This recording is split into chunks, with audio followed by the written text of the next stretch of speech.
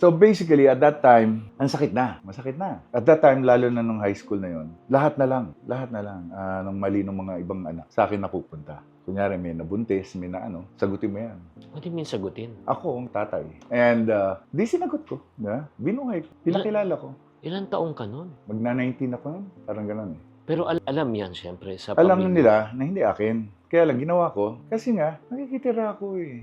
Wala akong pambayad sa mga ginagawa nila. Kahit anong sabihin mo, mabait sila or masama sila. May utang na loob ako. Pero may pagkakataon ba? So parang, yun nga. Did I run away? Oo. Hindi yung run away. Siyempre, parang ang point lang. Nakatira ka, pero yun nga, medyo... Nagsasalita ako sa kanila. Sinasabi ko, with all tears and crying, sabi ko, babayaran ko kayo. Alam ko, kahit tatarin ko itong buto ko, hindi ako makakabayad sa ginawa niyo. Sinasabi ko, pinaparamdam ko sa kanila na alam ko. And they all get to say,